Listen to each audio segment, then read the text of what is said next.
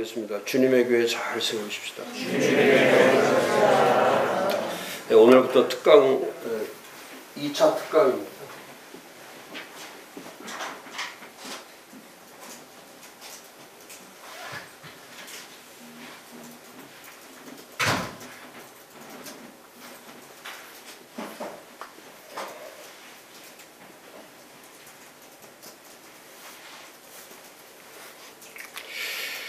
그 위드 코로나 시대의 목회 방향과 전략에 대한 첫 번째 시간. 오늘부터 다시 또 코로나 국면이 이제 급격하게 또 바뀌어가기 시작했죠. 제가 작년 1월 달부터 계속 말씀드렸지만은 이 코로나는 짧아도 3년. 어제 이제 뉴스 보니 어떤 글을 보니까 그 글에 그렇게 나와 있더라고요. 앞으로 5년 이상은 이 데미지가 계속 갈 거다. 앞으로 5년까지는. 근데 저는 3년에서 5년은 기본이고요. 이제 후유증은 거의 뭐 5년에서 7년 이상 그 후유증은 계속될 거다. 그래서 작년부터 우리는 이미 그 위드 코로나 목회를 해왔고, 또 우리는 포스트 팬데믹 처치라고 하는 분명한 교회를 세워왔습니다. 분명한 교회. 제가 오늘 특강하면서도 말씀드리겠지만은 다시 한번 우리가 그 리마인드 돼야 될 것이 뭐냐면,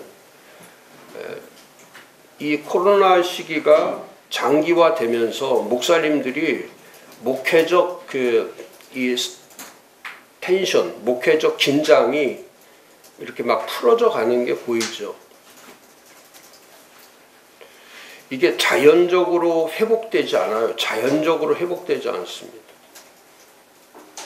우리가 그렇잖아요. 백신 나오면은 모든 게 해결될 줄 알았지만은 제가 말씀드렸어요.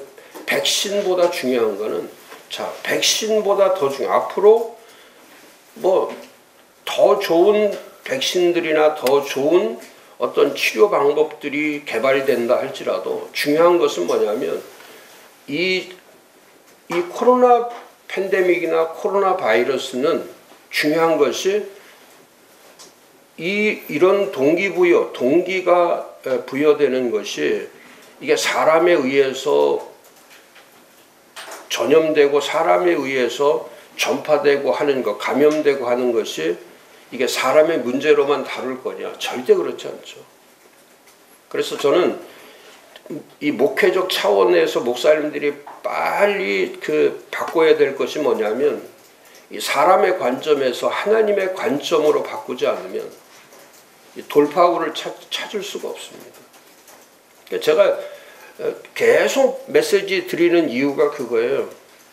이건 하나님의 관점, 이건 하나님의 시야, 이건 하나님의 의도를 보지 않고는 이 문제는 해결되지 않는다. 이건 뭐 대면, 비대면, 현장, 온라인, 뭐 이건 그 예배와 또 가상 뭐 이런 걸로 우리가 접근하는 게 아니고 이건 근원 자체가 어디서부터 출발해야 되냐면 하나님이 하시는 일이 무엇인가?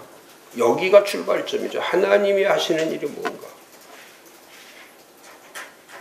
지금 하나님은 침묵하고 계시는가? 하나님은 일하고 계시는가?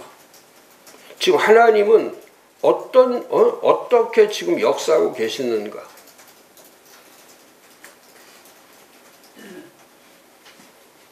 한국 교회가 이렇게 총체적으로 망가질 때는 이건 하나님의 뜻이 어디에 있는지를 우리가 깊이 한번 다루지 않으면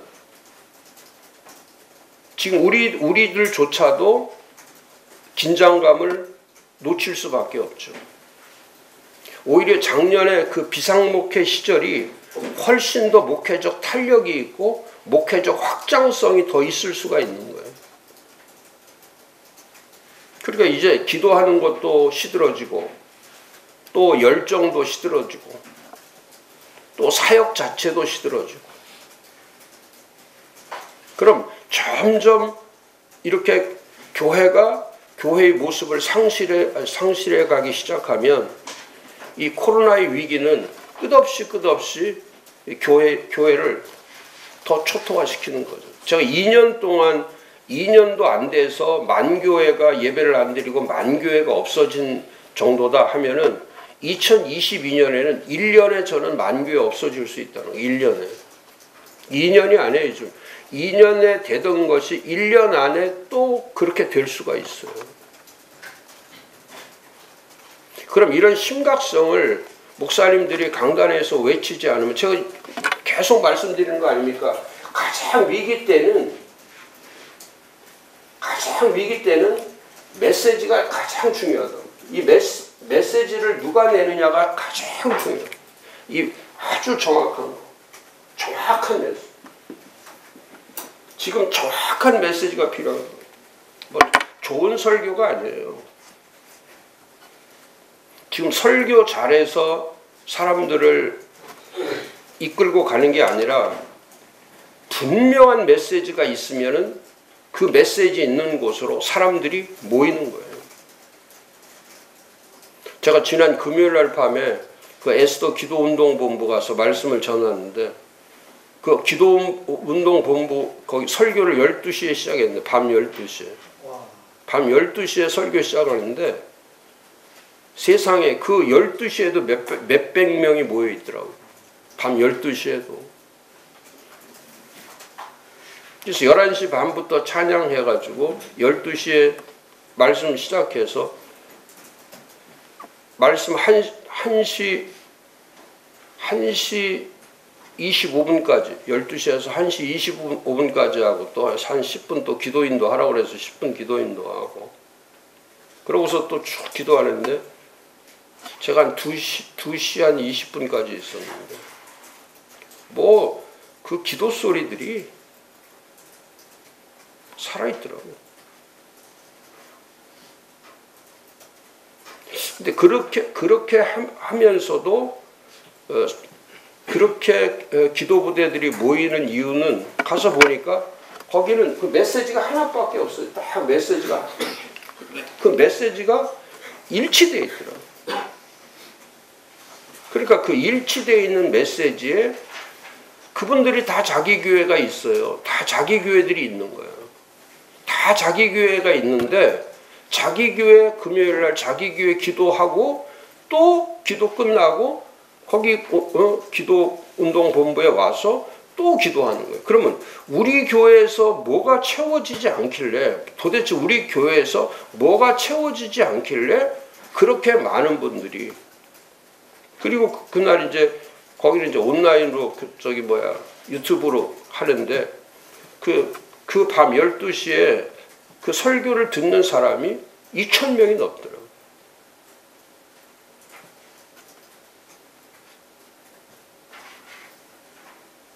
그리고 어제 제가 하루 사이에 어제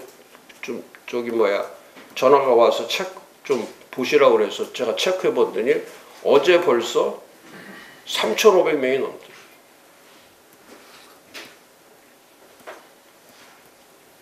그러니까 제가 거기서 깨달았던 것도 그거예요.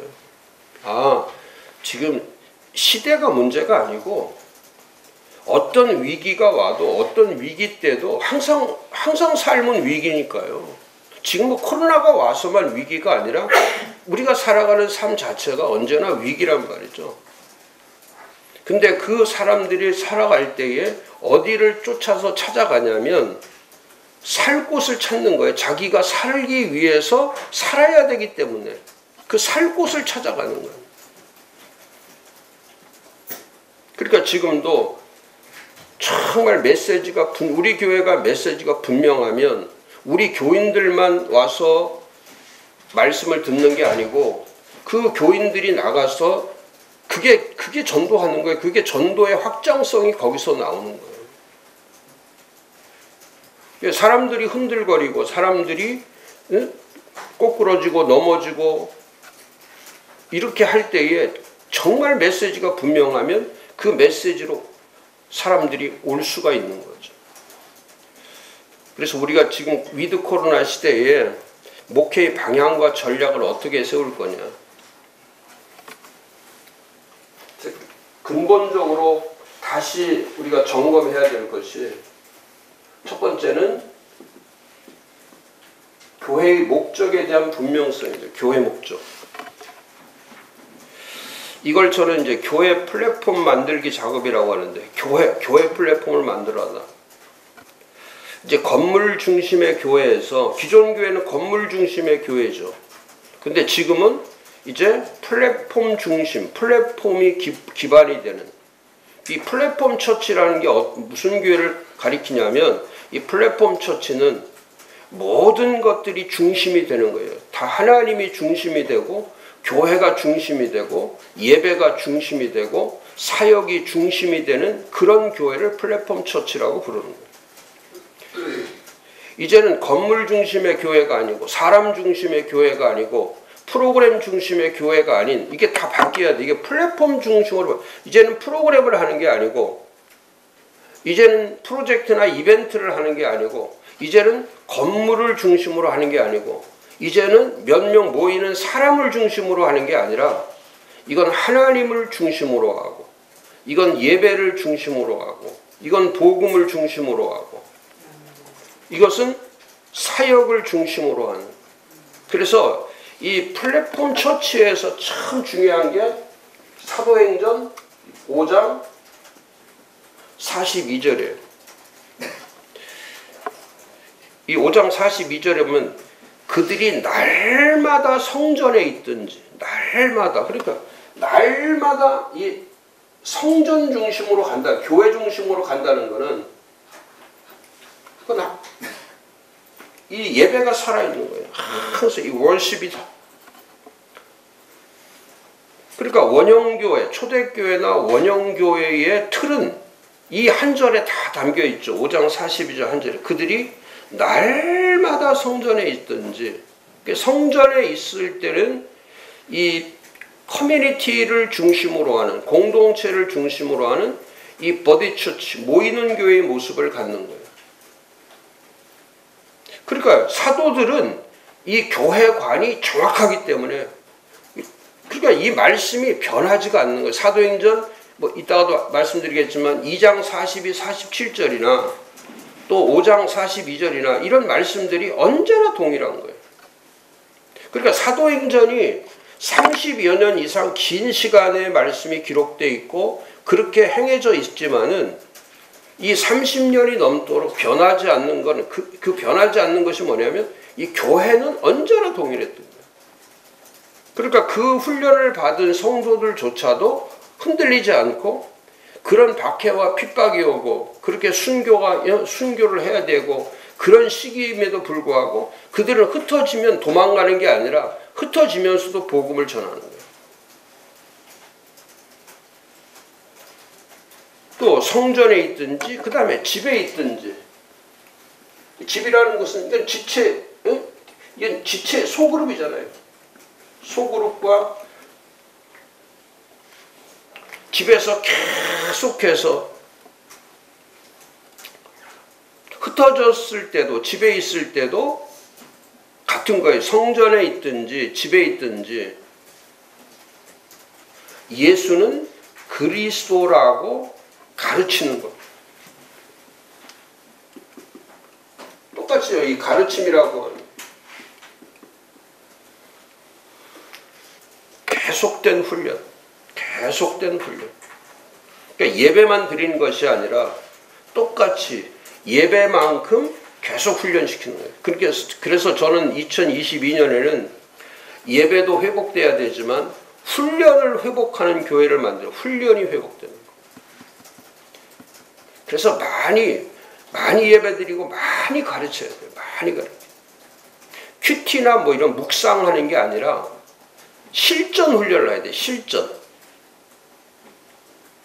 저는 좀 한국 교회에 20% 크리스찬이 있어야 세상이 바뀐다고 자꾸 얘기하는 이유는 뭐냐면 그 20%가 실전용 20%를 얘기하는 거예요.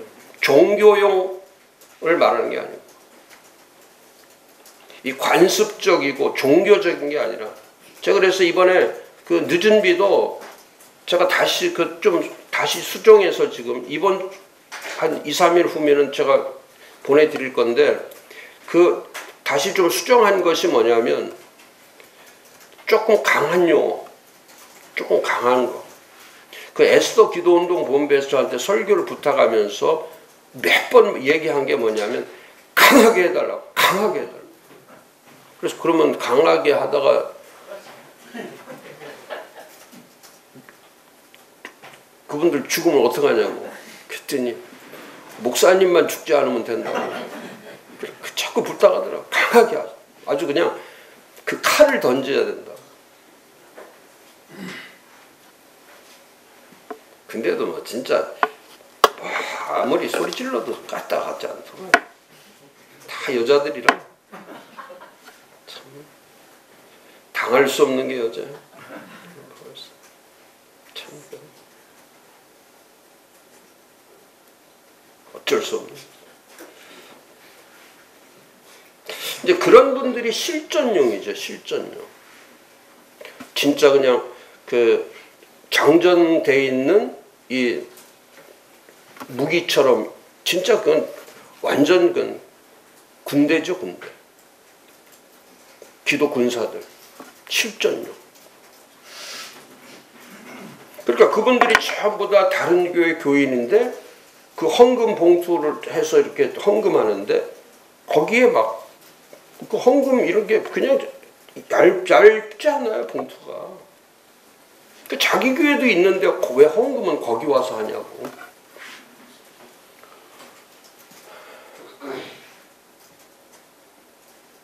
그게 훈련이 얼마나 무서운 걸 보여주는 거예요. 훈련이 얼마나 무서워. 그래서 저는 예배는 은혜를 경험하는 거고 훈련은 변화를 경험하는 거예요. 그러니까 훈련이 사람을 바꾸거든요. 고된 훈련을 하면은 그 사람이 정말 완전히 바뀌어버리죠. 제가 베드로 변역에서 말씀드렸죠. 그 베드로 전후서를 보면은 진짜 그는 이제 믿음의 선한 싸움을 항상 매일같이 믿음의 선한 싸움을 싸우는 이 전투신앙을 가지고 사역을 한 거예요. 전투신앙을 가지고. 그러니까 저는 오순절 첫 설교 베드로가 그 많은 사람들 가운데서 그 베드로에게 하나님께서 첫 설교를 맡겼다는 것은 그만큼 마치 구약에서 그 타락 시대에 하나님께서 그 암흑 시대에 하나님이 사무엘을 선지자로 세워서 그 사무엘에게 그 첫 번째 메시지를 전하게 하신 것처럼 그 전심으로 돌아와라. 전심으로. 그런 강력한 말씀을 외쳤던 것처럼 그 사도 베드로도 내가 확실하게 전한다. 확실하게. 그렇죠. 사무엘이 전심으로 한 말이나 2장 36절에 너희는 확실한 말씀. 그 확실한 메시지. 그러니까 그 베드로의 그 설교에 의해서 사람들이 전부 다 나뒹구는 거예요.